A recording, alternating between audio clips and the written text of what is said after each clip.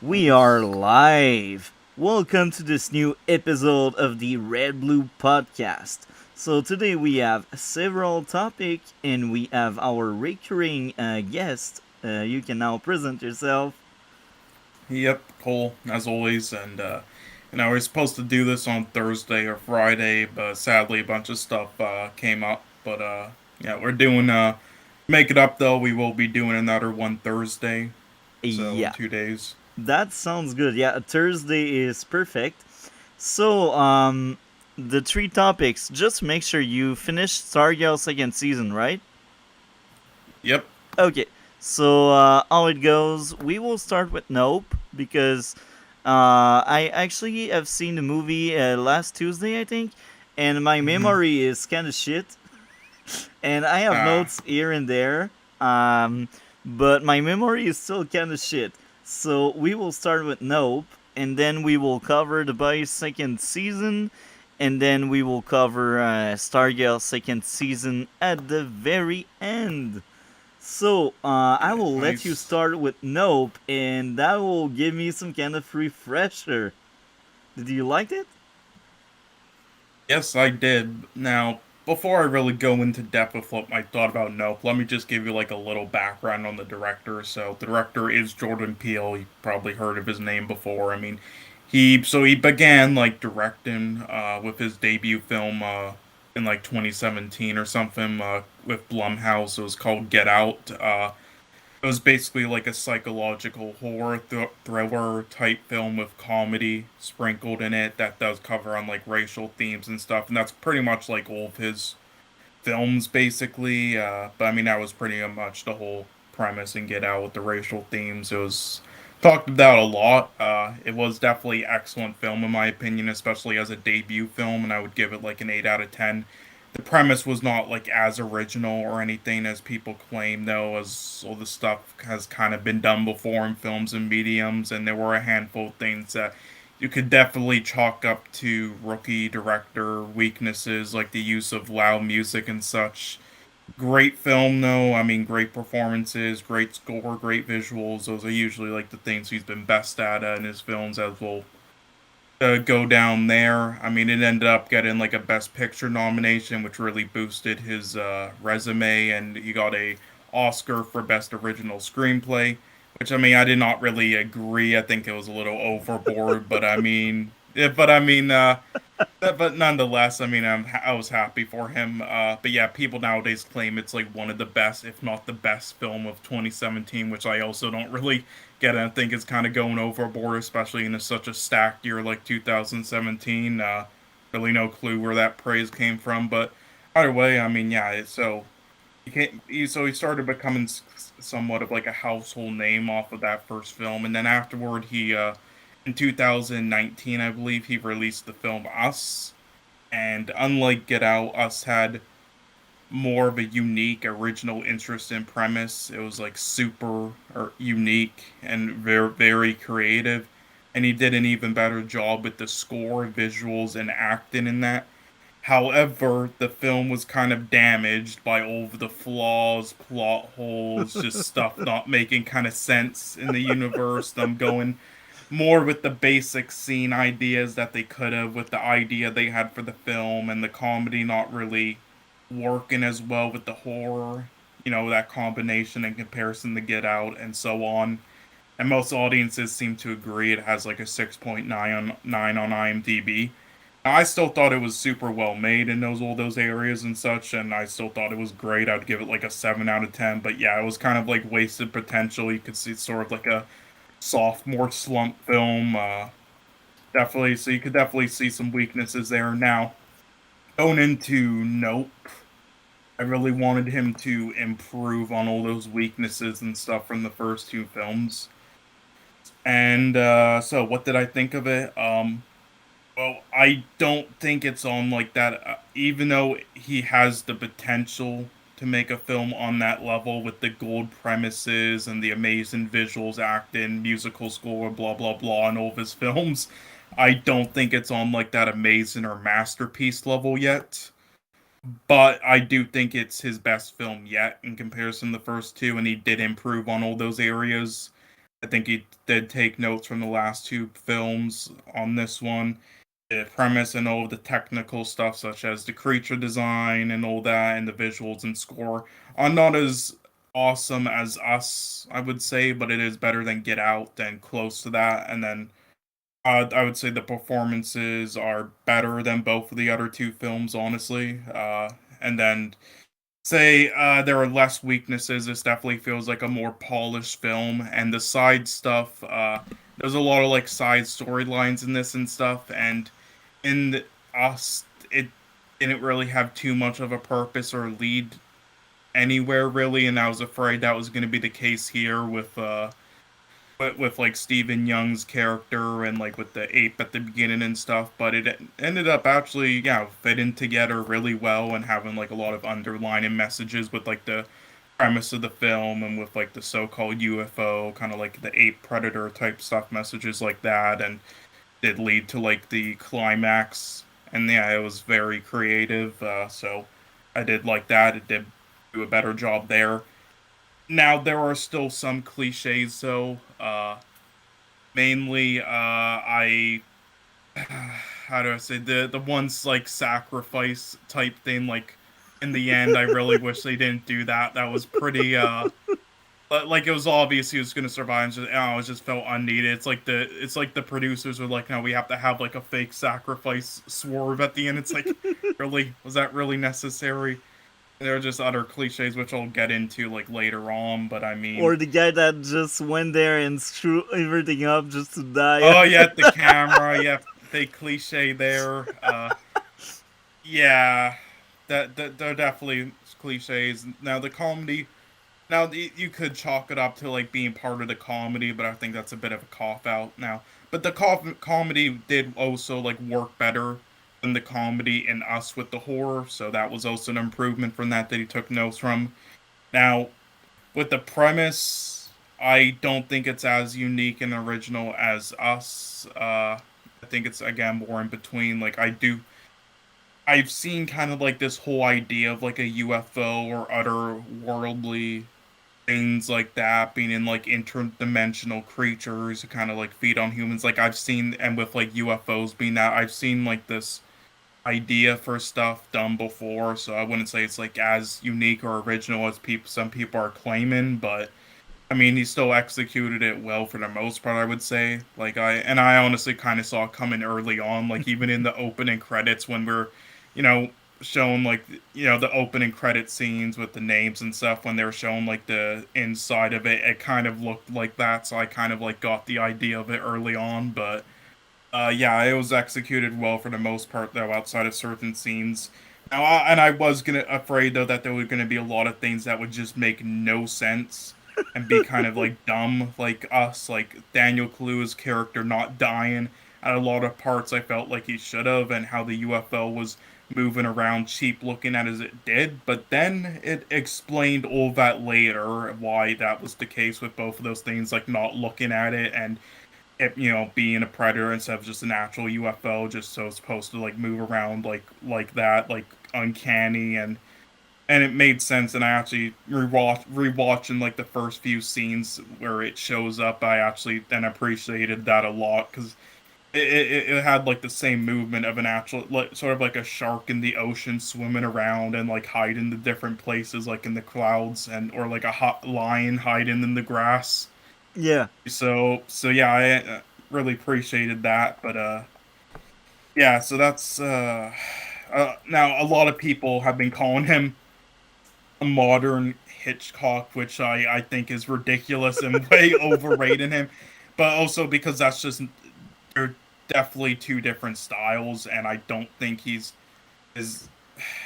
like he's the master of suspense. I wouldn't say Jordan Peele's best aspects of his films are suspense at all, and with his style, like honestly, and nor do I think any of his films are on Hitchcock's like best films tier yet. But in my opinion, but to me, I would say he's more like a modern day, in his prime M. Night Shyamalan. I would say as a comparison with the premises and ideas he have, the execution, his strengths and weaknesses. I would say that's pretty accurate comparison. But Yeah, now I do think some of the weaknesses of all three of his films have to do with the fact as well, though, that I think his strengths as a filmmaker, while having amazing creative ideas for them, might not really be best for psychological thrillers and horrors, as I feel like it would work best in other genres. But I mean, leave that up to you to decide. But yeah, overall, I thought I really loved this film though a lot, and the world building especially, and at the beginning setting up the characters.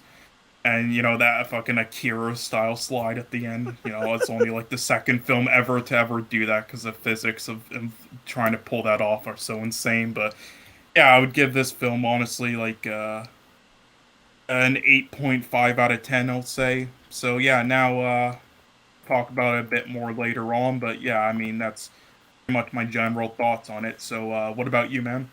Um, I had a few issues here and there. I think it was an interesting movie. It was entertaining for sure. I liked Mm-hmm. it. Very I've interesting seen and creative. Yeah, I've seen a lot of movies, and I can tell this one stands out. I think, but it still has issues, and I will never Oh yeah. close my eyes in front of said issues. And I think my biggest issue I got is the subplot with the monkey. Now, I got two Hmm. theory on why we got that. The first one, maybe the first draft implies that the monkey would be like the monster of the movie, and then they changed their plans because they realized maybe they were not able to do a whole 2 hour movie based on the monkey. So maybe I they think the thing with like the Monkey Man was that it was again they were like setting up like another side character and like how he came to be with whole and like his business name, which ended up playing into like the climax of the film well for a lot of things. But I think it's because again Jordan Peele tells a lot of like personal stories in his thing, and I think like he has like his friends had like history of, like similar things and he wanted to add that to his film. But yeah. mainly like I think the point of like the monkey and that was to set up all that, but also because the point of the film is the unworldly like interdimensional thing, being like an apex predator type thing, like certain things like that. And I think the ape is sort of like another underlying message like that with the beginning of the film and later on it's like how it plays out. And certain things like I Yeah. still don't fully get it though. I agree. And but again, in comparison to like what us did with like side storylines that didn't really have much of a purpose, I did think this was an improvement. But yeah, this definitely like didn't fully explain everything as to why it belonged in the film. Yeah, I think the other theory I got on why it got into the movie, they wanted us to feel sorry for the guy when he get eat later on. So they're like, let's have Hmm. that sad backstory where everyone dies except him.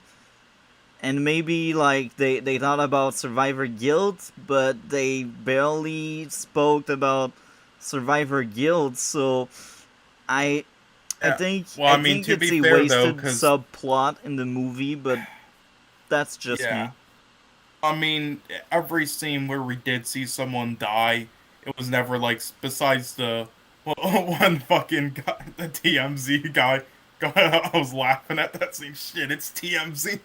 But besides that fucking guy on the motorcycle, I mean, every character who did die in this was pretty much like set up like that, so make you like know them and care about them before they die, including And in the crazy same guys. scene, So. in the same subplot and scene, I felt like the kid had plot armor because the plot needed him to survive. You know, the monkey killed everyone. Nothing explained us why the monkey never killed the kid. I mean, I everyone mean, died. I think it's that monkey attacked her first because it was for obvious reason how the scene was and how it played out and where she was. I think he attacked her first, and that's how it all started. And she did survive. Apparently, and we later find out. But yeah, and then I think the rest of them being adults were like trying to save him, told him to hide, and were like trying to run away, get help, and then they got picked off. But I think that explains it. Like because they were like trying to help the two younger people there on the set, but the monkey attacked her first. So Yeah. Now, my second issue is with the sister. I really had hard time liking her. It's not because she is a bad character or anything. I just cannot connect with that character. She mm, felt like such a different character from the main character, and that was the purpose. I know it, but it just didn't felt right or natural because the main character, I think, it was very, very, very likable, and he was the kind of guy with a few words, and I think it was very charming. It was amazing, and it worked well. But then the sister is like the complete reverse, and I get it. They wanted the two characters to feel different, but that kind of clash didn't work well with me. I don't know if it's the actress or the writing of the sister. I just had hard time with her like for most of the movie, and I felt like a lot of things happen because she's dumb. well, I mean, a lot of things. How did they happen again? I mean, the thing kind of just like. I mean, did a lot of things happen because she would ended up doing dumb things? I mean, the thing kind of just like shows up, and then they were just like, let's try to catch it on camera. It Yeah, didn't work. But I mean, I don't think anyone really did like dumb things. Now, I understand what you're saying with that character. This is where now usually on these last three streams we've kind of like agreed with each other for the most part. But that's honestly something I will disagree with personally. I did think honestly like just the clash of like the two different personalities was like a good touch. Made kind of like sense, and especially with the opening with his father dying in front of his eyes, why he would be like that. yeah. I think it was like a good clash to. I Uh, also had another small issue here. It was at the start of the mhm. movie, and we had a very political message about race and legacy and stuff. I'd never liked that kind of politics in my entertainment, but as I said, it's a small issue. I was just bothered by some lines early in the stage in the movie when you like know the what I'm OJ, talking about, right? yeah, but I mean, I don't like that. that OJ Simpson joke they made at the beginning. Jordan Peele has like made that joke in all three of his films, and honestly, all of them have not landed. Just stop doing the OJ Simpson joke, man. They're not funny, please. And even if it was, I don't care. I don't watch my entertainment to know it's a black guy. I know it. I see it. I know he's black. You don't need to tell me the joke. You know. Well, yeah, yeah. Well, I mean, I think that was just like a poorly landed joke. I don't think it has as much to do with that. But uh, when it came to like, I don't think it was really like political or anything. It's sort of just like, I think it was kind of like just ward building. Like, it Yeah. is like a rarity in like the Hollywood landscape there. So. Yeah. And I did like the history of it, like because I'm a fan of like old cinema, and I've seen like those like 1800s like short like 3 second clips and stuff, black and white of that stuff. I thought it was like a good paying homage to that stuff, and like a good origin of the whole place. Like I did like that, and just like the world building, setting it up. I wouldn't really say it was so-called political, honestly, besides like a couple bad jokes like the OJ thing like that. I will definitely agree if I did not like that. But I mean, other than that, I mean, yeah. Uh, but I mean, in comparison to like what he tried doing with us with it, definitely an improvement. I will definitely agree with you there. The stuff he did in that with like the political stuff did not work Yeah. at And all. I now I look like someone that only has issues, but it's just the way I do it. I start with the issues, so I end up on a more positive note. You know.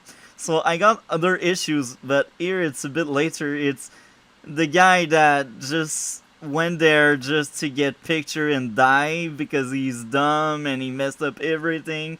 I already mentioned it, but I will mention it Yeah. again. It's dumb. Like I've seen it coming. I see the guy coming with his camera and just filming the event that happens, and I'm like, that guy will die, and he end up dying.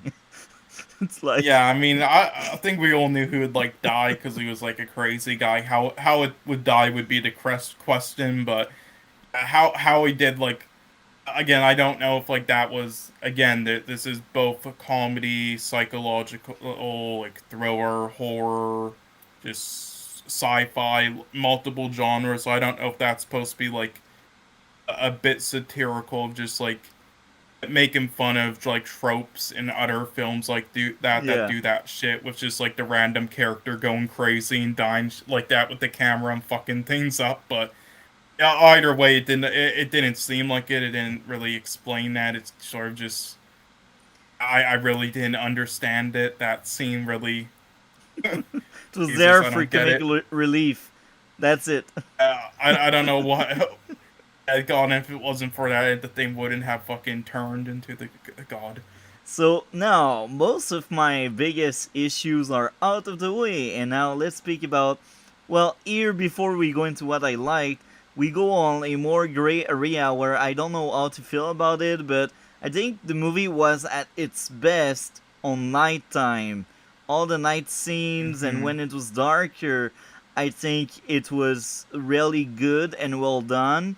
And on daytime, especially at the end of the movie when they were tracking the beast, I wasn't as excited about it and I wasn't like as nervous, and it felt like there was no tension anymore because it was daytime. Well, So I I will don't say know. I don't think they were like meant to be really tension during that because I think it was like I think like everything they figured out, they knew like yeah, they would definitely be safe. I don't think it like really meant to be like tension, more of just like will this plan work or not? Not Yeah. like if the characters will be in danger. It's kind of like after it then worked and then the crazy guy went and killed himself, that then the tension starts to arise in it, which I thought was done pretty well. But I do agree the nighttime scenes, yeah, I mean definitely better, but I think with like what they wanted to do in the finale, it made sense, and also so they could show off better like the creature in the light now that we kind of saw it like heading away in the dark.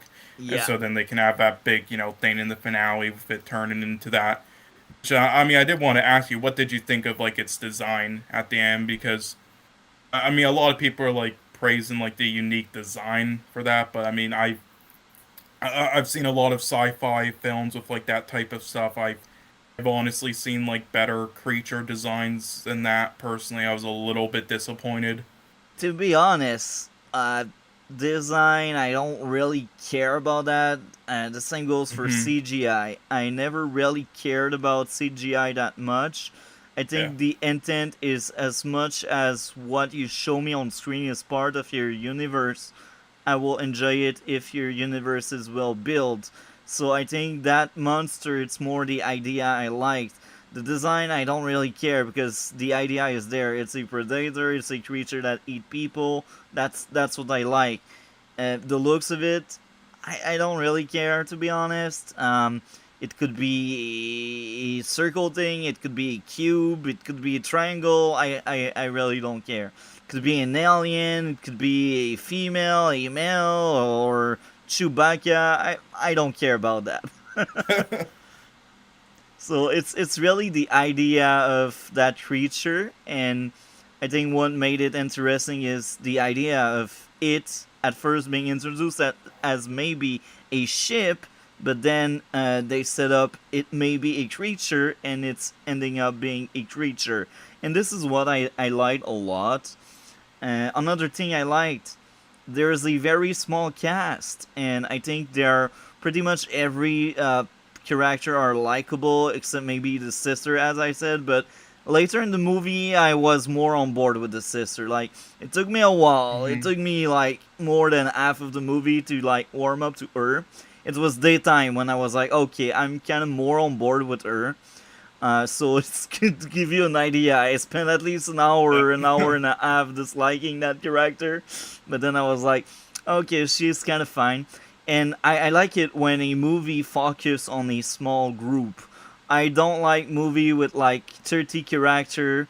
I won't focus on one adventure with a few Oh character. yeah. I'm fine Yeah, with like it. honestly, what worse films would do is they would like have multiple characters and they would like pick them off easily. It's like when like, for example, like on the second night and when the thing showed up and after killing all those people and then it just like sprayed all the blood on their fucking house. That was an epic scene. But like what a shitty film was do is when it's like when the guy was like driving away in the van and then his radio started fucking up and he realized it was coming instead of just like returning and go like grabbing it. No, what a shitty film would do is they would instead of those the four characters, there would be like 12 of them, and then it would just kill him.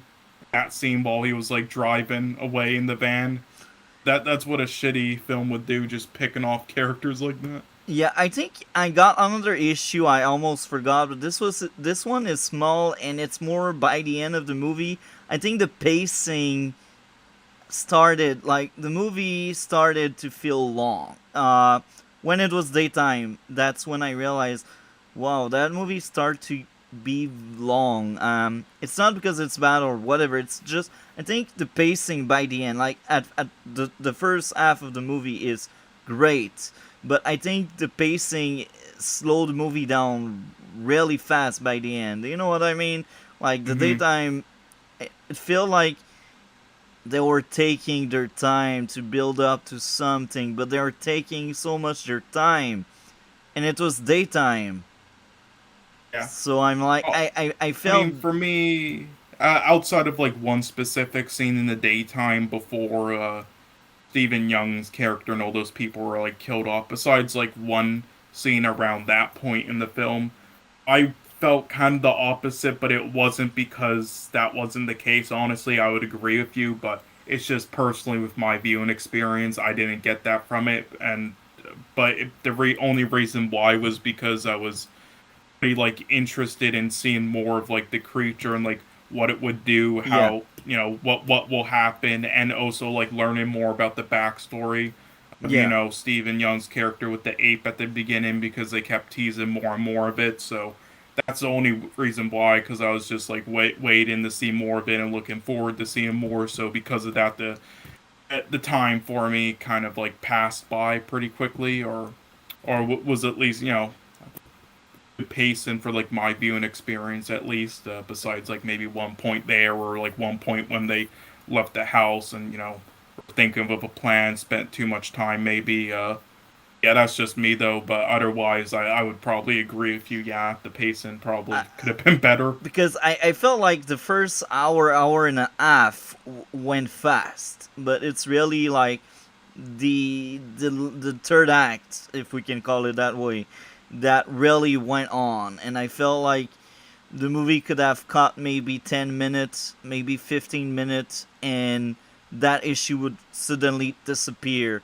But here again, that's just me, and it's small. Like I pretty much said every negative things I could say, but um, now to go back at the positive, as I said, the cast is very likable, especially the main character. I was rooting a lot for him. Um, and I like that kind of character, the character that doesn't need to speak to be likable.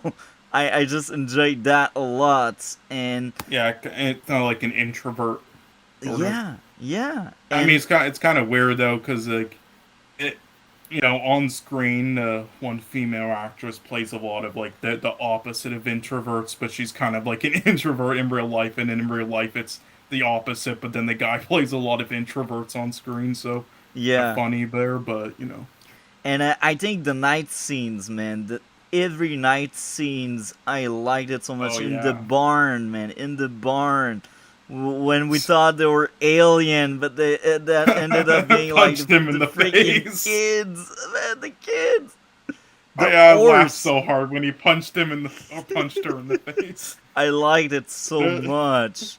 The show before everyone get eat by the beast. Yeah.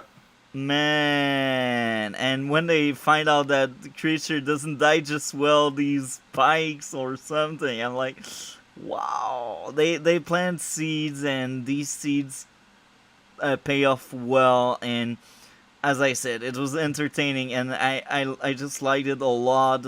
The nighttime scene, and I also like the fact that they did told us early in the movie, don't look in his eye, and that ended up being like the key at the end. I like when movie do that. It's not some plot twist. They just say it is because they don't know how to solve something. They did set it up. Yeah, and honestly, like a lot of people might say it's like a cop out of like near the end how some characters weren't in danger because they kept but that's actually kind of realistic. It's like, holy fuck, what is that creature doing? And then you realize, oh shit, oops, don't look. That's actually pretty realistic. So I mean, I like when the movie do that. I like when movie and shows they hint at something, and that something is key for the final plot twist. And that also tells us that the introvert character is very smart because he's the one that figured it out, you know? He's the one. mm-hmm.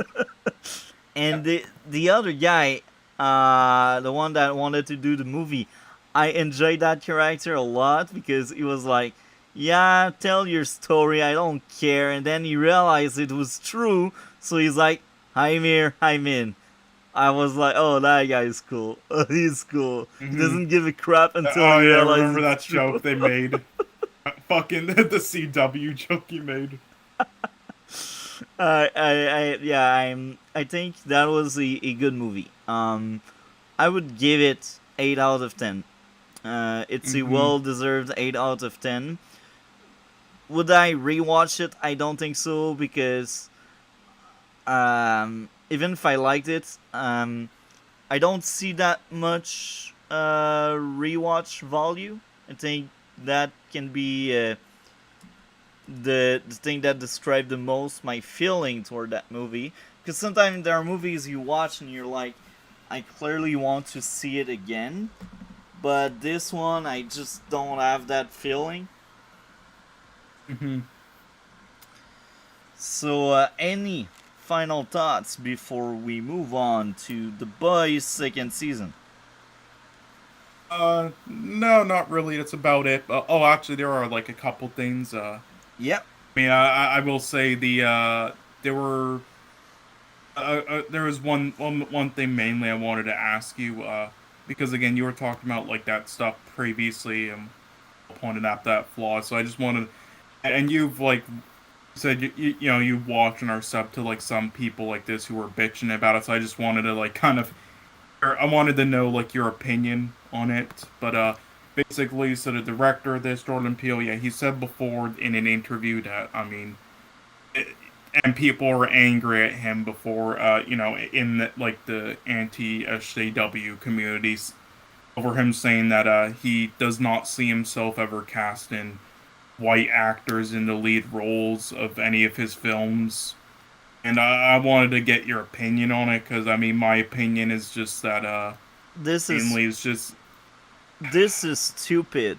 When someone comes up and say that, this makes them look like racist people. They are the racist ones. That's what I think.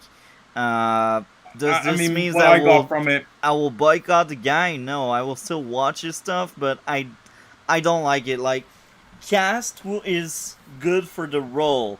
Don't cast like someone because he is the color you want him to be. I like if the people you hire them because of their color or gender, this means you don't really look at their talent. You don't really look at what they can do, what they can Well, I offer. mean, here's my opinion on it that I got from it. It's that films that he makes are like personal stories and they're told, you know, like they're written for black characters and told in like the black experience type stuff, sort of in the same way of how Martin Scorsese, always casts Irish white actors and always does his stories with people like that. So, but and he was just seeing that he doesn't see himself ever doing that just because of those are the stories that he tells and that but that obviously if he ever does something a film that's like not like that, like the other way around, and and then there's a white actor who he really likes, and he would do that, but otherwise he doesn't see himself doing it because all the stories and stuff that he's been doing and plans on doing it is like that. So that's what I got out of it, which is Uh, why I was okay with it. But yeah, I wanted to hear your opinion on it because people in like the anti SJW community, which you watch some of them, were yeah, really angry at him over it. So. yeah. Me, to be honest, I don't really care about the people making the stuff. I care about what they do. If Hmm. I like what they do, I like what they do. If I don't, I don't. And I will not dig deeper and say, oh, it's because in that interview he said that.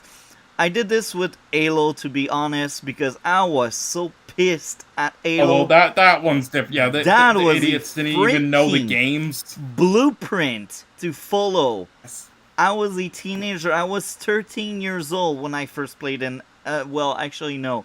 When I first owned a game, because I played before. I was like 8 years old when I first played Halo. I played Halo 2. I was like roughly 8, 9 years old.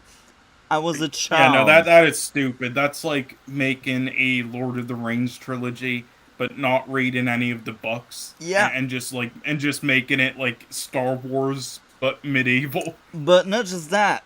The interview, because I made a 3 videos outside of reviews.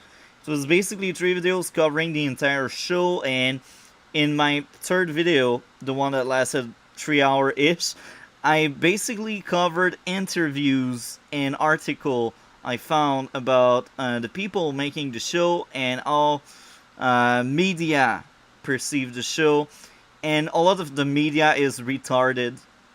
In the interviews as well, I was like, oh my, these people are making an Halo show, and one of the people never played a game. The other one was involved in Halo 4, and we all know after Halo 3, it wasn't really good, so this is a red flag.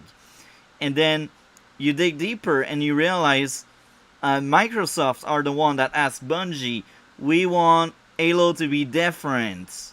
Not Bungie. Microsoft told 343, make your Halo different than Bungie Halo. So basically, 343 got the short straw because Microsoft asked them to get the short straw. And this is ridiculous. Microsoft is retarded.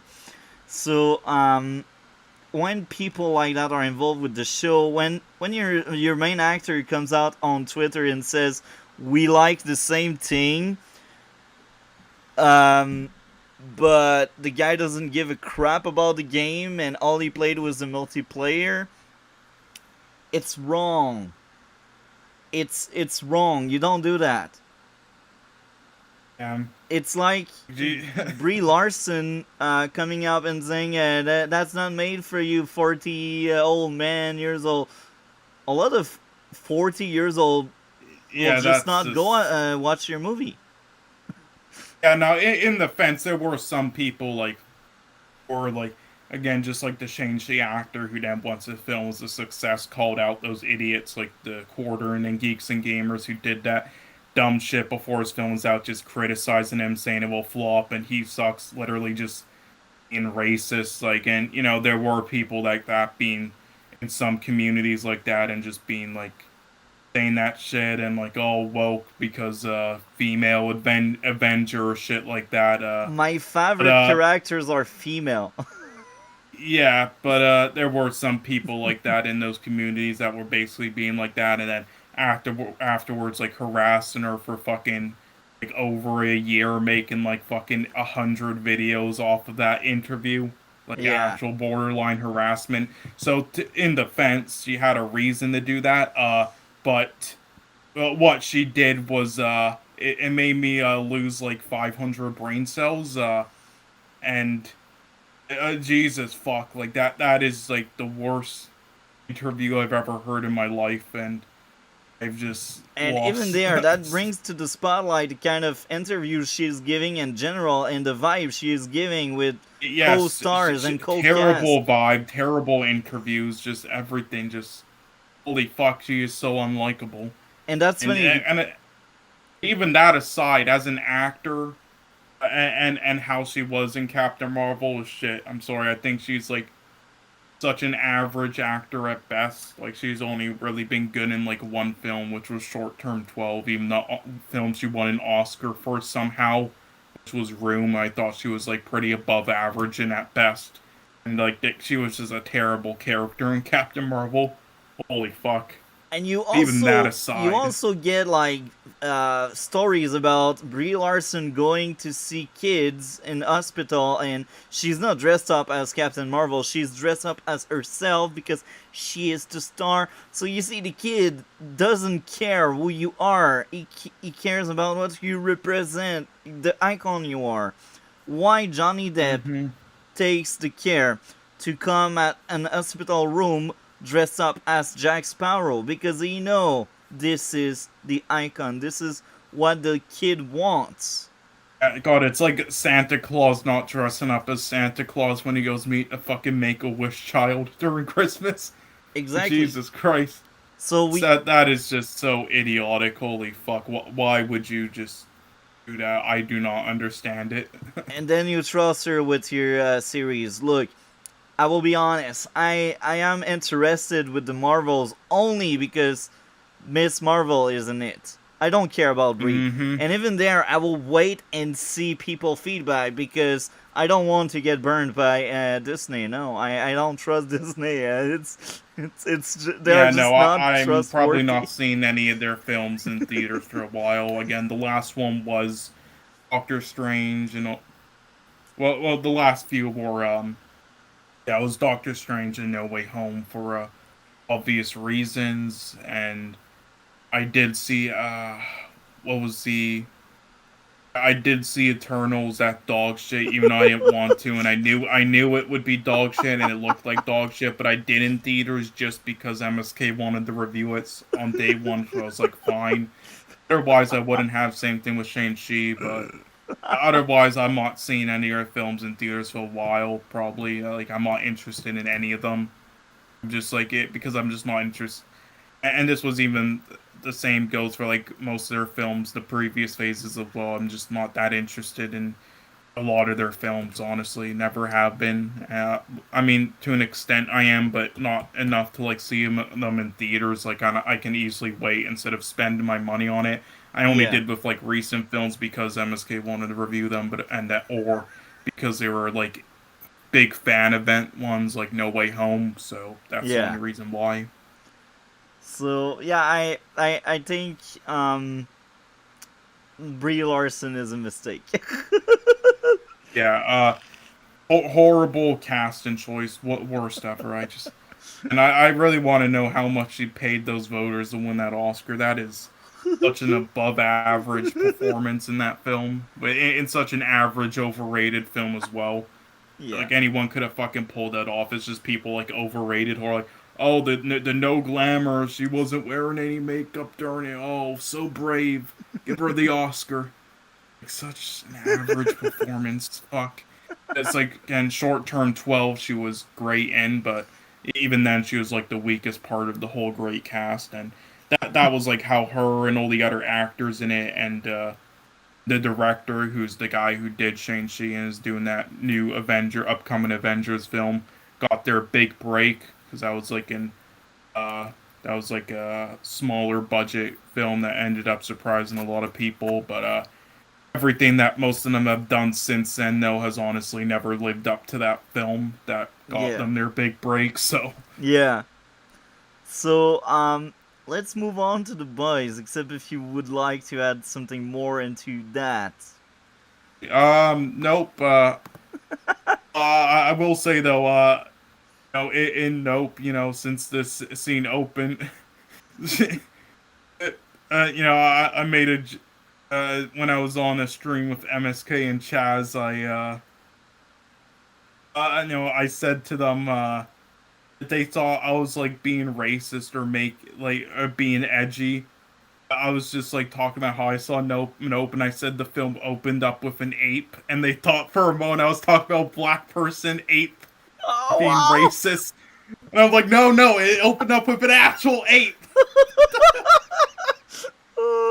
So hey, I mean, if you want to prank any of your friends who haven't seen the film yet into thinking you're like saying something racist, and just do that.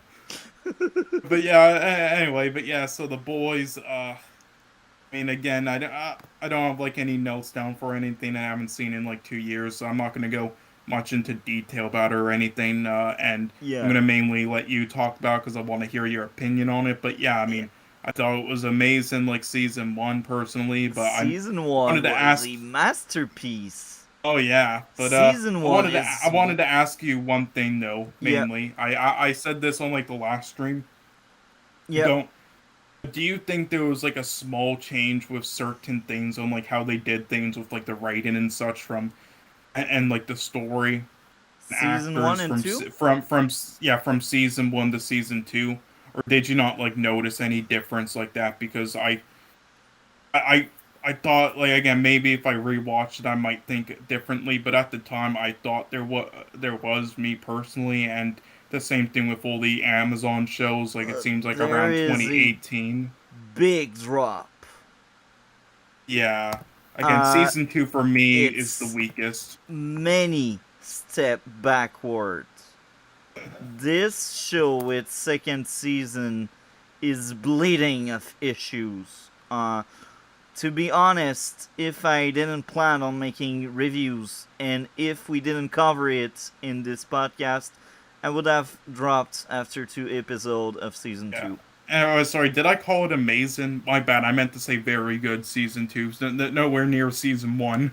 Uh, I don't think it's amazing, and Yeah, I don't know why I said amazing while I was talking there. I think that was a error. My bad. I meant to say very good. I thought season 2 was very good still, but yeah, as I said last stream, I think season 1 and 3 are amazing. I think season so I'm curious to see what you will think about season 3, but season 2 I so think far, is by far the weakest, by far. And I think there was like a big change with like story things and stuff yeah, with the characters, because it seems like after like around 2018 or something, when a lot of shows like had their first season on Amazon, like this and American Gods and stuff, there was a change in like how they did things on Amazon with their shows, and I yeah, think that's noticeable in this. So I wanted to get your opinion on if it's you noticed any change. it has dropped a lot, and I will say this. We will focus on season 2 because, as I said, I have only Hmm. seen 2 episodes from season 3, and I can tell from season 3 what I've seen so far is weaker than season 1, but it's clearly a step in the right direction. I think they course correct parts of what went wrong with season 2, but parts, because I still see issues so far with season 3. However, we will keep the focus on season 2. It's bleeding of issues. I think they really went very, very political. They injected so much politic crap in that. It's really, really disgusting. Um, I think what I liked in season 1 was the satire. You know, it was funny, but it was also dark, and it was also serious, but it was funny as well. Like, we had a good mixture of good stuff, and the writing was on point. And thinking back at season 1, I don't remember any politics injected in it. The only few moments where maybe we could speak about politics would be satire or laugh or comedy or stuff like that. I mean, But it was like the first episode they kind of like made a joke out of like the out of like I would say what do you call it, sexual assault at yeah, workplaces. yeah. That So it didn't bother me in season 1 because it felt natural in how the show was written. And I was like, okay, I'm not a fan, but it didn't bother me. But with season 2, it's look, there's satire in believing on the message you do. And here, they said so many times in season 2, girl, get it done! It's no more about satire, it's about agenda because they repeat that punchline, that punch phrase, that punchline. Even if it doesn't make sense really, they just wanted to inject that. And by the end of the season, girls are the one that solved the issue with Stormfront. And that bothered me, but at the other end, like, what can we do? There's no more rocket launcher, no more guns, nothing can really stop Stormfront, so I'm kind of fine with it, but it still bothered me a lot. So much politics in that. And um, here's the thing, Cartel. Usually I respond in the chat by writing, but Cartel says season 1 had the usual Christianity bashing in one episode.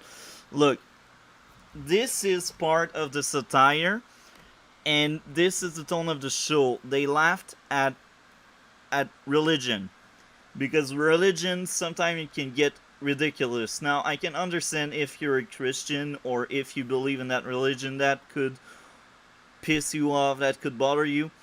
But I think, But they make a joke out of like everything, not just yeah, they laugh at religion. everything in this show. 'Cause So it's sort of like South Park, how they make a joke about yeah, every so person's religion, every like theme in the planet, and the like Mormons were pretty cool fit in other religious groups, and but other of them were like really fucking pussies about it. But I mean, whatever. It's just they make fun of like everything.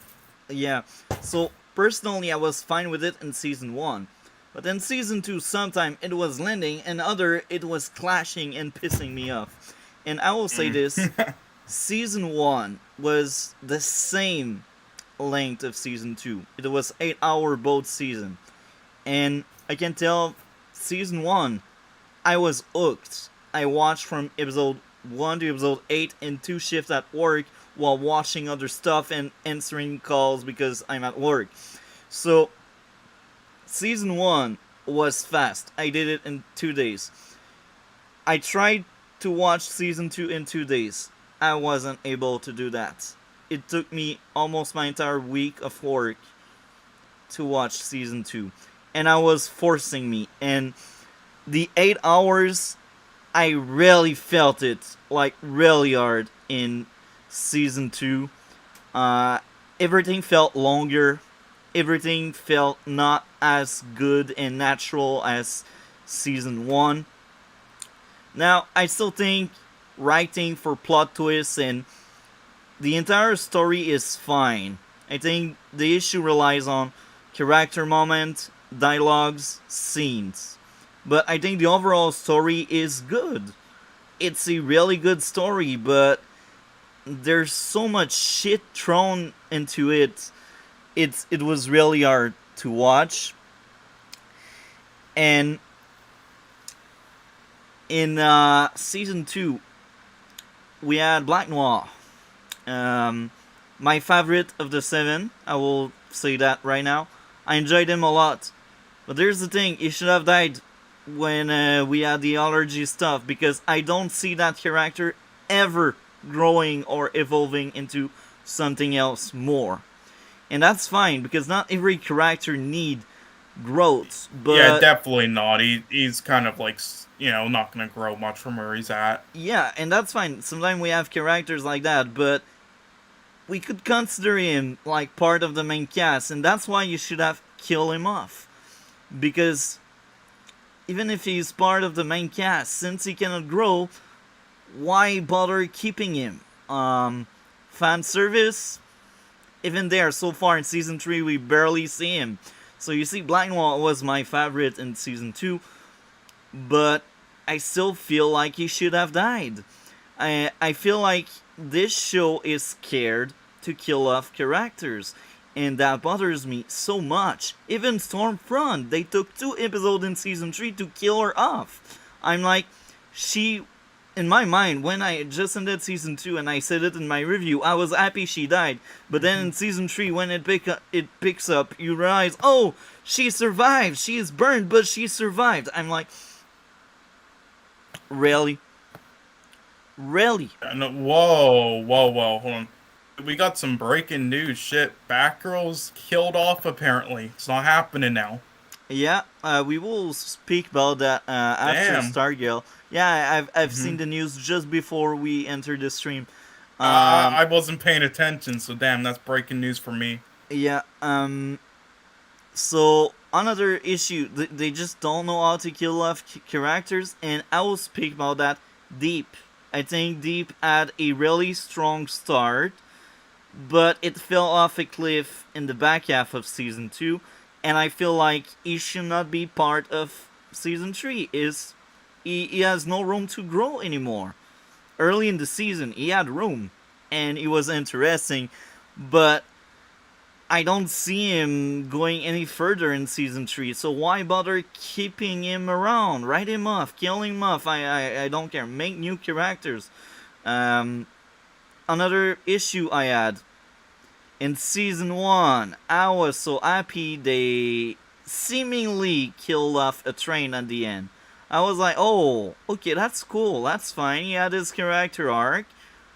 We will move on to other character. But then in season 2, we realize, oh, he survived this stroke. He survived an heart attack. And then they hmm are so lazy with him. They repeat a story from season 1. So they change a few things. It's not a broken leg that stopped him from being in the 7 this time around. It's the fact that he's no more the fastest. So this all goes back to performance trouble. In season hmm 1, he he had that performance stress. That's why he was using drug, and that's why it was interesting. And when his leg broke, it was in pieces, but yet he still tried really hard to come back up and stay in the race. That was interesting. I liked this story a lot, even if the character is awful in terms of how he acts with others. He is good as a character because even if he's awful as a being, you want to root for him, you know? That's what I'm talking about. But with season 2, they are so lazy, they don't know what to do, so oh yeah, and now Shockwave will replace you. So we have a whole goodbye episode. It's like no, no, you're telling the same story twice. Are you kidding me? For Yeah, real? again, this whole season two is just it's just a weaker version in every way of season one for Yeah, me, and I did not resonate with it really at all. I I still and think it's personally, I still think there's enough there where it's good, in my opinion, at least, but it's definitely nothing I amazing in I comparison. look in season 1. Starlight was amazing. In season 2, I felt like she was just there to look pretty. To be honest, um, Yeah, they and didn't really do much with her. yeah, and I kind of liked more work on Homelander and Maeve. I like that aspect of it. And I think that moment where Starlight actually thought about killing Yui was weird, but it was kind of interesting. Um, Here's the thing: Starlight is much better handled in season 3 so far, based on what I've seen. Um, Her mother, however, oh my, what is this awful character? I just tap out each time I see her. I'm like, man. So we had an arrow. I do a tangent here because I will draw a great parallel. We had Felicity in season 3 and 4. And guess what? Because she became more important, we get to meet her obnoxious mother. Each episode with Donna, that's Phil's mom, was so awful. I skipped it on my most recent watch for video content because Donna Smoke is godly awful. Starlight Mother feel exactly the same. She lied to her daughter, and then she think by forcing herself into her daughter's life, she will fix everything. It makes no sense. How can someone think like that? You cannot force yourself into someone else. You can't Yeah. force someone else to forgive you. You can ask to be forgiven, it's normal. But you cannot say, move on, just move on. It doesn't work like that. And then because she is dumb and because she took decision for her, for Starlight, they get captured and sent in jail. So she's basically a plot device? So not only she's annoying, stupid, but she's a plot device. Are you kidding me? Now, I will say this. Episode 6 was really good. I was kind of shocked it was this good in such a bad season. It's the episode where they were basically in the hospital with the mutants, and we get to meet the fireman, the guy that do pyro, the guy that is basically flamethrower. You know what I'm talking about, right? I know what you're talking about. Yeah, I don't know. What do you think? That character was kind of cool. Hmm. His Uh, ending was unexpected. It kind of killed me, man. Okay, hmm. I was like, okay. They subvert my expectation well. I mean, killing himself in a room and starting up the sprinkler, and oh my. It's like, then we have you using a broken glass to cut the end of the guy. Oh my. Okay, that's kind of gore now. But look, despite my rants, I think season 2 had a lot of good moments. I liked a lot the mother of Ryan, I think it's his name. Basically, Homelander son. I like Homelander a lot, and I think when we were first introduced to Stormfront, I enjoyed her, but then when she turned into that Nazi character, I felt like they changed their mind mid-season. They were not like at first she didn't seem to be a Nazi, and then she killed off the the the guy that used Thickness is the brother of the muted girl. You know what I'm talking about, right? I know who you're talking about. So I think that was an interesting storyline. And I think Hmm. one of my favorite thing about Stormfront is how dark she is. Man, she liked to see people dying by looking at their eyes and seeing the light go away. I was like, oh my, that's kind of nasty. So I think they nailed it. Villain wise, they are really, really cool and they are really good. Now, one letdown for me, Frenchie. Frenchie was my favorite part of season 1, but I feel like outside of episode 6, he had not that much to do. He tried to help out the muted girl after she lost her brother, but that's it. We had like a bit of Frenchie. Um, Butcher, man. Butcher was great in season 2. I fell for him. He had his moments. Even Marvin had his moments. The black guy that has a daughter. I think Hmm. a lot of characters' moments are really good. Season 2 has a lot of issues, a lot of flaws. I still think overall the story in itself was well written, and the issue are in the dialogue and the execution of pretty much everything. And I think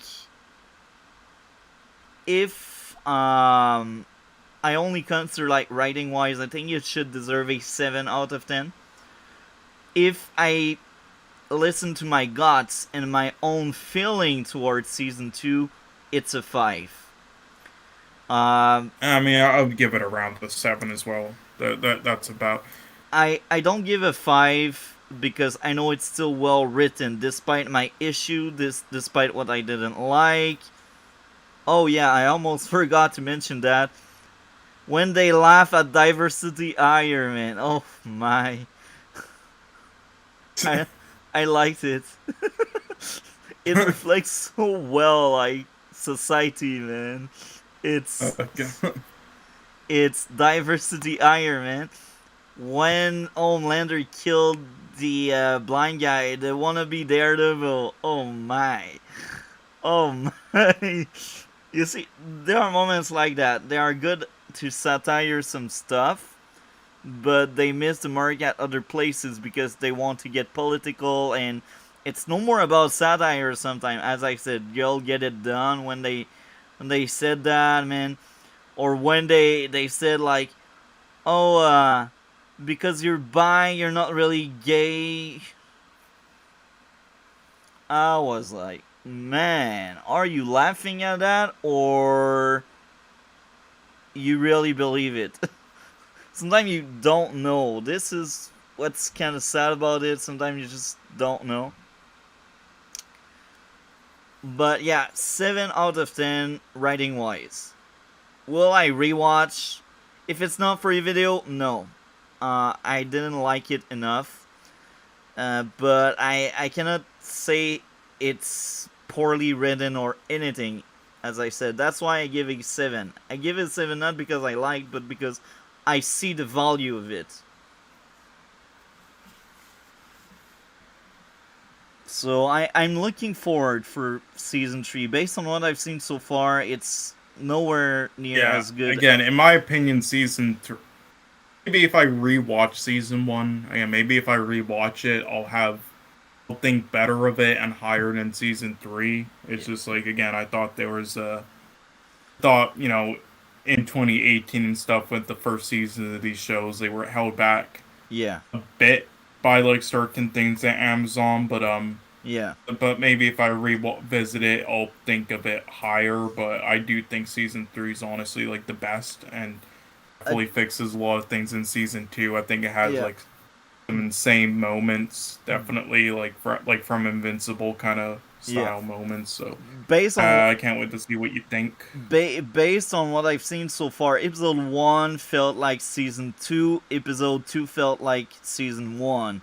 So that's why I think they like they kind of fixed it so far based on what I've seen. I didn't really like the first episode of season 3. It was much better than anything in season 2 outside of episode 6 Yeah, because I mean the episode stuff with 6, Homelander in season 3 is insane. Can't yeah. wait for you to see more of that.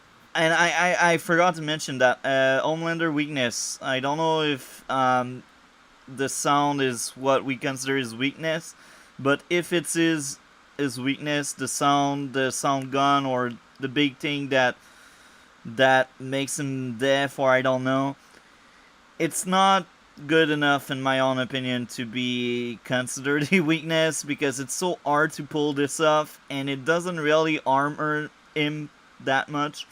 So I don't really like that. I hope they introduce something else in season 3 that can deal with him because Well, I mean, I think it's just it all comes down to them making like the proper thing that will take him down with the sound. yeah, That's all. Or it's even. yeah. Um and I also liked a lot when Telekinesis guy buried freaking Homelander. That was, I think, my favorite scene. He buried him, and I was like, ooh, and then he get killed off. That was sad. But yeah, I think based on what I've seen so far with season 3, improvement. It's clearly better so far. It's on the right track. I hope so, and I don't want to see more of Deep. I want Black Noir to get the fuck out. Because even if he's my favorite of the 7, as I said, there's no growth. I think character growth is what harms the most of the character because I don't see much room for them to grow. and I actually like a lot that Butcher still take care of Ryan in season 3. That's kind of cool. Their moment, man. Their scene together are golden. He really feels like a broken person that try to like help out the best he can. And wow, I'm looking forward to see more of season 3. Um, is there anything I else? think you'll like it way more, definitely. Yeah, is there anything else you would like to add about season 2 before we move to Stargirl? Not really. Again, I'm gonna revisit the boys before season 3 because I'm gonna give final grade on like just the show as a whole for that. And I'm just gonna revisit all the seasons for it Do on you next think we stream and will the get a season 3 season 4? review. Uh, Season 4. I mean, do you want me to tell you if there's gonna be a season Yeah, 4 or I'm not? curious. Without spoiler, like, is there a way to save? I mean, yes, there will be a season 4. Okay, that's what I wanted And to there know. will be new cast members, definitely. But yeah, then they also have that spin-off show. I mean, what do you think of the spin-off show? I know there's nothing that's really been revealed besides the cast and like the premise. But what do you think about it so far, just based on that? If you look, I sent you haven't like its IMDb and I haven't looked DMs. too deep into it. I never have any expectation coming into something except if I've seen reviews or people speaking about it. Usually, I Hmm. like to not have too much expectation because here's the thing: when you have expectation and they are not met, you end up like disappointed. And I don't really want that. If it's something really good, I want it to be really good and not downplayed by expectation. Do you know what I mean? Yeah, well, I mean, for expectations, I mean, we know basically I nothing about it yet. It's just like kind of like all what you think of the idea of all it I so far. all I ask is good writing and good characters that can grow. Yeah. That's It's basically sort of like it's kind of like, I guess, by just the premise, like a Stargirl version of the boys. Honestly, like a college yeah. spinoff. They call it. If they take that kind of road, I hope it's still special because I think what made the boys first season at least so good. It's the fact that I don't remember or recall something being that grounded in sci-fi, if I can call it that Hmm. way, because Yeah. it even if we have a lot of sci-fi element, I think a lot of things from reality are into it and they make sense and they are interesting and that was the appeal of it.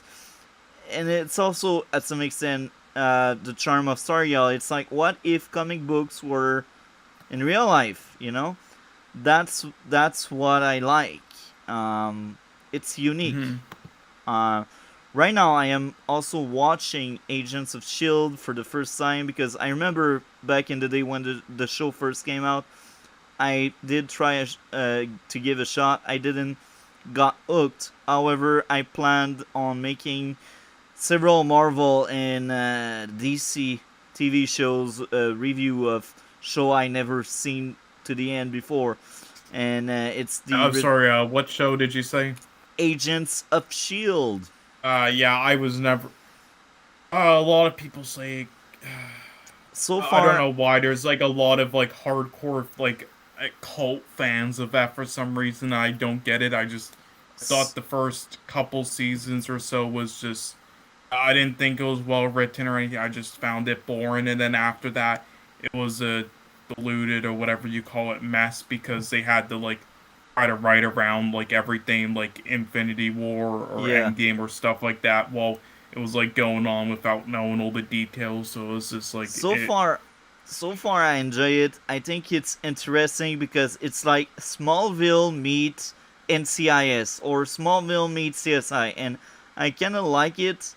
Um, but it's not my favorite. But I think it's still interesting. It has something to do, and so far I've seen 10 episodes, and I I enjoyed the trip so far, so I cannot wait to do videos to cover it. I've never seen it to the end. As I said, I plan on watching stuff I've never seen to the end or stuff I dropped from. I will give good example. Iron Fist. I gave up after 4 episodes. I will try to give a second chance to cover it. Um. So I think the boys has clearly something different. Well, season one at least. Season two is something else. Hopefully. Holy fuck. I'm just looking through this Batgirl news right now. I am so pissed off. Okay, let's speak about I didn't know. Batgirl before we cover Stargirl. How do It's you like I feel didn't about know if that? the film was gonna be. I mean, I don't know if it's just like shelved or if it's axed like completely. I don't know, but like this is pissing me off. Like if it's actually like fully killed, like it was literally, it was like completed. So what's the point of axing it? And it's like it was one thing I was actually. Listen, I don't know if it was gonna be good or not. I saw early screenings saying like it wasn't. But either way, I mean, it was completed, low budget. There was no reason not to release it. It was gonna. I'm sure it would have like at least made its money back at worst, and put Based, on HBO Max. It's like there's no point of axing it really, but and I was really looking forward to it because I'm not a huge fan of like some of like the characters and stuff, but I'm a huge fan of like the actors in it and like Brendan Fraser. I really wanted to see him in it as yeah, Firefly, whatever the villain is in it. I forgot his name. Is that the name of the villain? Firefly or something. But holy fuck, I'm just really pissed off about that. I really wanted this, even if it wasn't gonna be like really a good film. Like that's just I don't about see any point of why they would do so. about what I've heard, and I've only seen one video so far. They caught it because the money they spent on it was too high for what they expected. They wanted like something in between like 50 something to 75 something, and it costed like 100 instead of the numbers they Yeah, wanted. but okay, but it's like, what's the point of like cutting it now though? Because that means they will save some money in marketing, and this means they will also save money for like extra press and like to spread it like to cinemas and stuff. Uh, they save money at some point, otherwise they would not act it like I that. mean, why not? Why wouldn't they just release it on HBO though? Then the silent leashes, why not? Because And if you release it on HBO, here's the thing: you don't get as much money as theaters because it's yes, based but you on don't get it. But subscription. you don't either. If I'm just cutting it altogether from axing it altogether, I think by what's the axing point? it, they saved money because they were not done spending and they were not sure if they would get as much money as they I first mean, thought.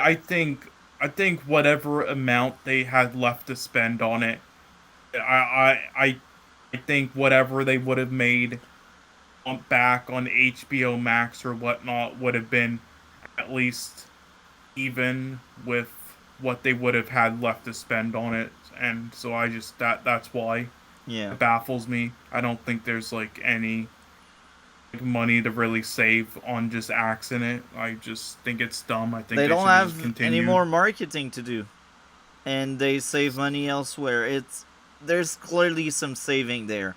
Because if there were no saving, trust me, they would keep it around because rather earn than not getting anything. So there are clearly more reason, and I think it's too early to know exactly what went wrong. But yeah, I'm to be honest, I didn't really care that much. I had low faith toward it because a lot of like the costume, I was like, it's not that great. Yeah, the costume looked pretty cheap, but I thought maybe like it would be a upgraded version of it by the end of the film. Like it would be like a homemade costume she just made in the film. And Like And there were a lot of things I was looking forward to. It was still one of the few films I was actually planning on seeing. Like, I have that in Shazam. I have no interest in a lot of the other stuff like Aquaman. I have no interest in Wonder Woman. I have no interest in fucking Super Pets. No. Black Adam, I had at first, but looking at it, I don't anymore. And a bunch of other films I forgot that they're doing right now. Like, I just.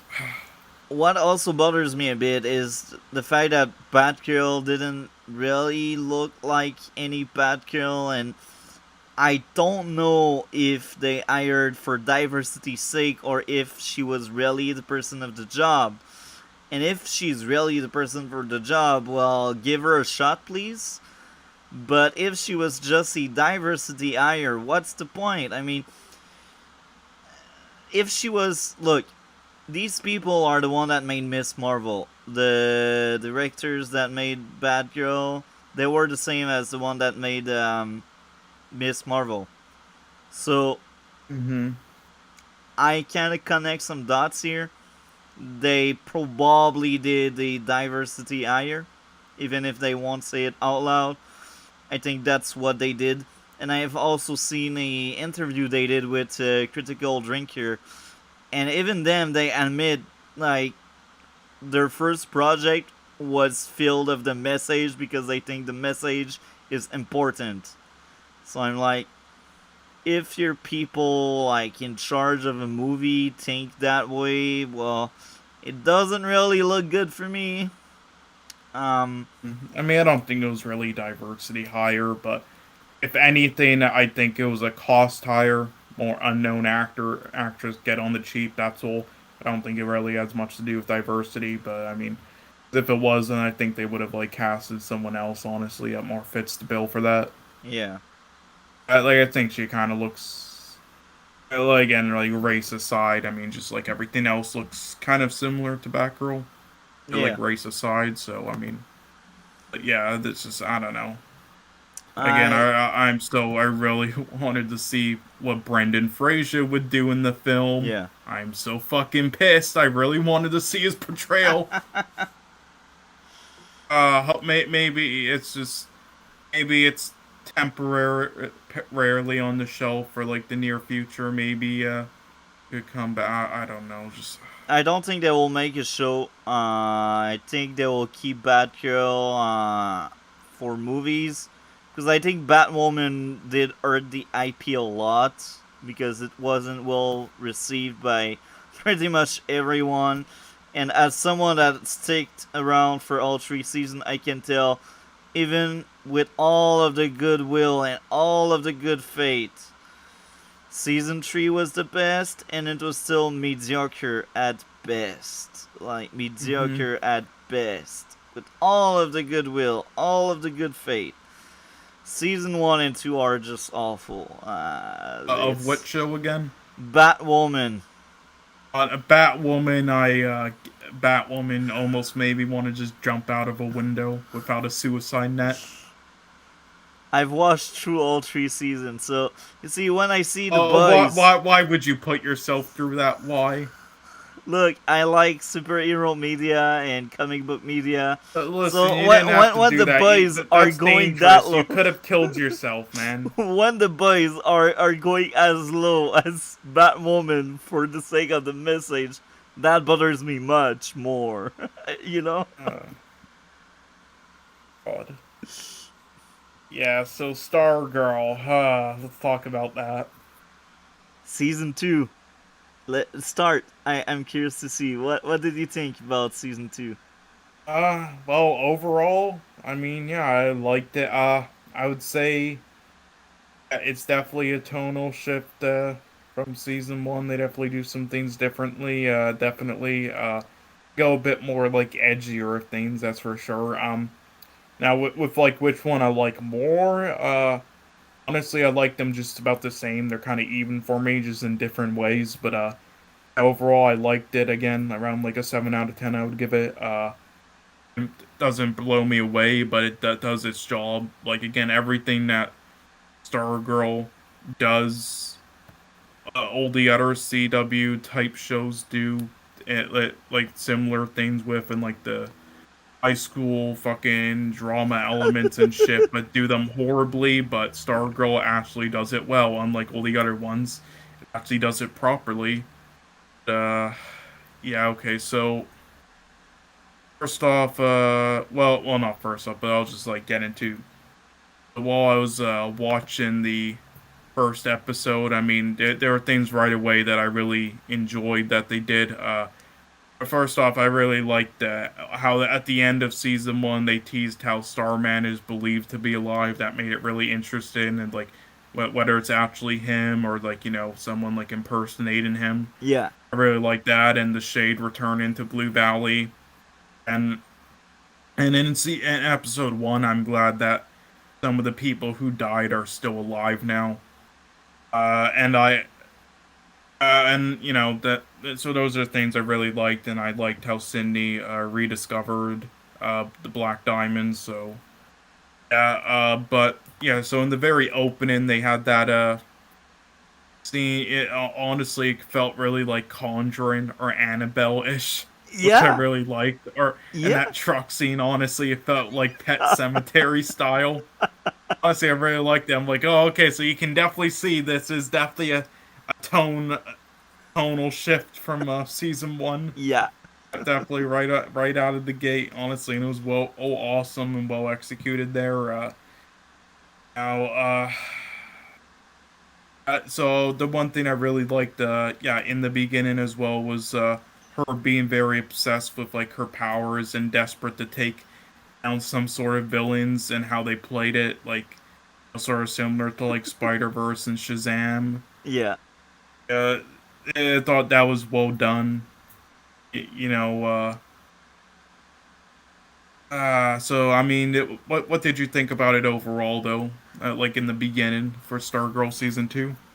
I think the first episode of season 2 was one of the weakest of the series, but I did Hmm. think the more horror aspect of it, and I think most of the charm season 2 had was the fact that it felt different than season 1 a lot, tone wise, and the intent of it. I think season 1 was story driven, or we should say plot driven, and I think season 2 was character driven, so it feels very different. And this is what I like when Hmm. shows they try some stuff instead of just sticking to one formula, because if they stick to one formula and they miss the mark, well, they will always miss the mark. But if they try something, well, sometimes they will miss, other time they will succeed. And in my case, they succeeded in both tries. And I think the Shade was something else. He Oh was yeah. amazing. Um, Yeah, I loved it. He's probably my favorite character in this season. he is hands down Definitely. mine. He is my Yeah. favorite as So well. I I mean, loved how those two were like locked up in between the season one finale and season two episode one, just all that time. and you see, Jesus. Cindy is much more interesting now with season 2. And this is what I like with Hmm. Stargirl. They don't shy away to give character growth to their character. They change into something else. They do other stuff.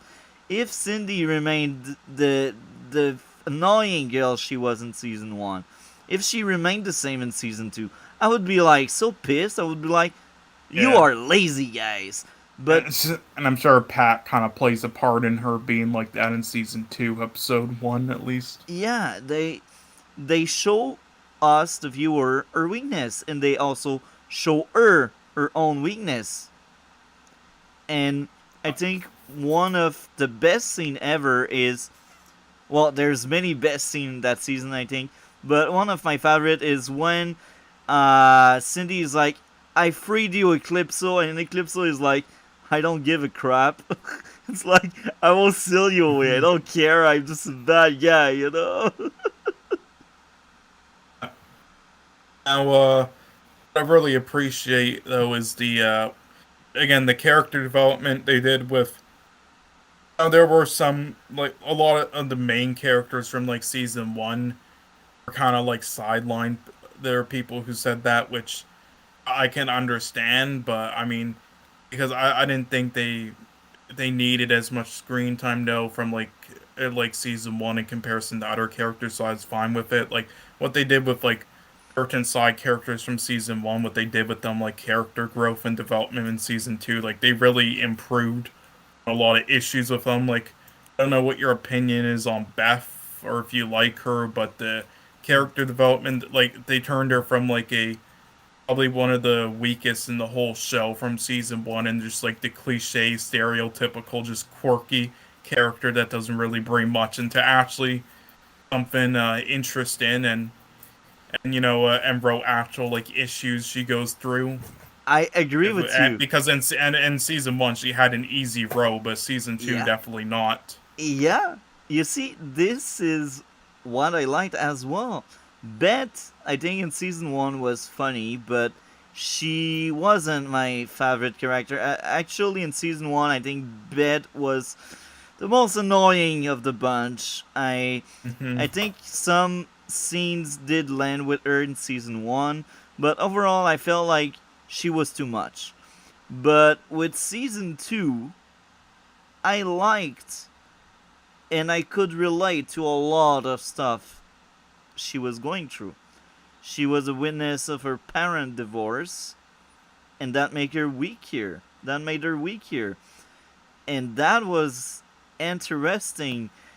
And and then like at some point, I think she was the one that spoke with like Artemis, and Artemis was like, "You have the perfect family," but then Beth is like, "That's what you think." Hmm. See Yeah. that kind of scene, man. That kind of scene is So they definitely improved on that. it's genius when they do that. And the parents, man, the parents of Artemis in season two, man, they were another league. They were much better than what they were in season one. Sportmaster and Tigress, man, I was on board.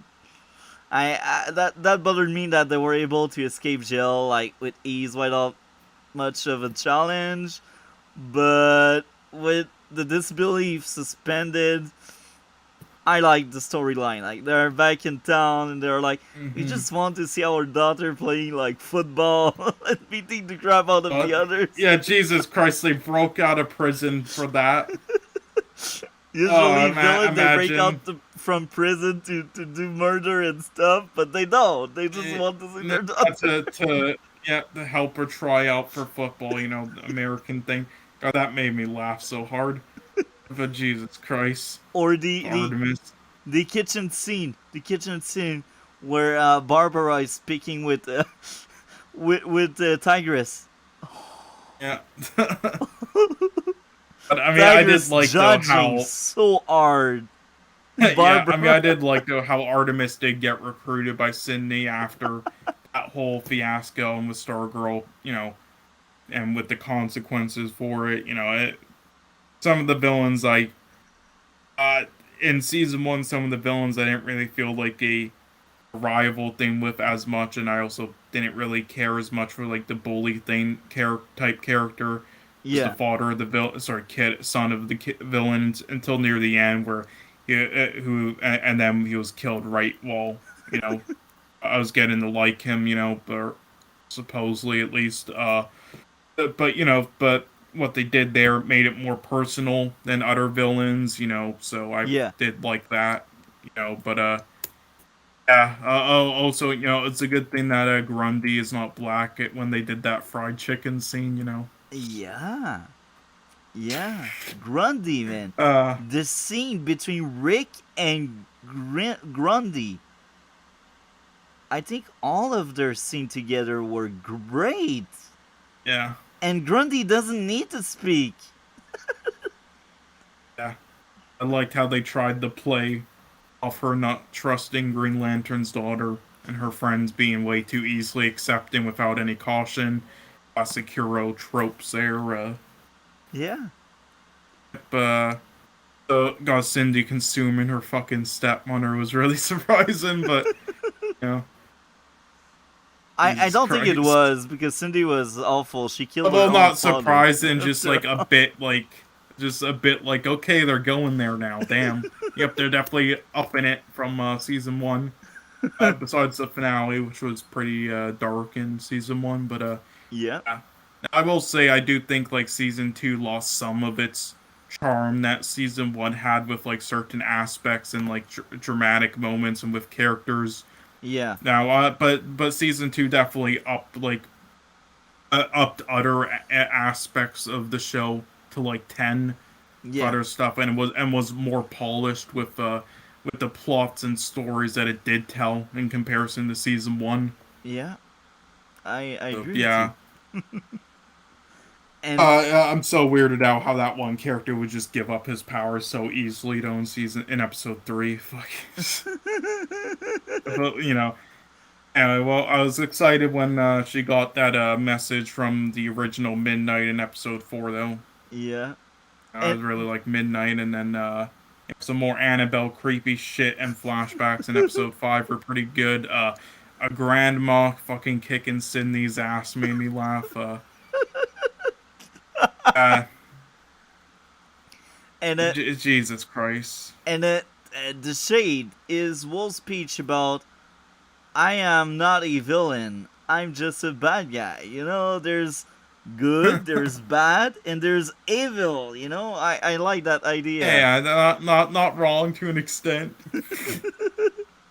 Uh, Or I did like that stuff with Shade there and Eclipso, but or at the yeah, I end, mean, um, s- um, even if Cindy is a jerk, Stargirl wanted to save her, and she was willing to get hmm trapped there with her. yeah, That I think that was well hmm done. And another yeah, thing that was well done is, you know, that moment where the main character is placed in the situation where, oh look, you may fall into the dark side, but then the good character, the main character, is like, never, and then that main character win. yep. So basically, the opposite of Anakin. Yeah. And Nice. now with Stargirl, Eclipso is like, do you hate me? Do you hate me? Do you hate me now? And now You ate me. Stargirl does hate him. God, I do love how every episode of this show, a season basically was left off on a big cliffhanger each, right until the finale. That really upped it up. My and hot excitement for each episode, but and yeah, so I will say the one thing. What can you explain that fucking hand cramp at the end of there with him just dropping his fucking paintbrush? Like what was that shit? I don't remember.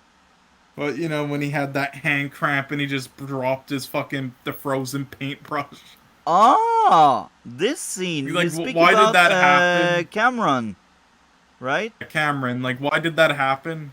He is awakening his powers. Ah, right.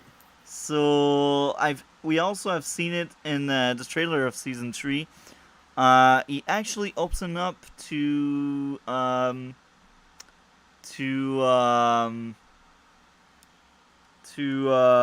Courtney about his powers.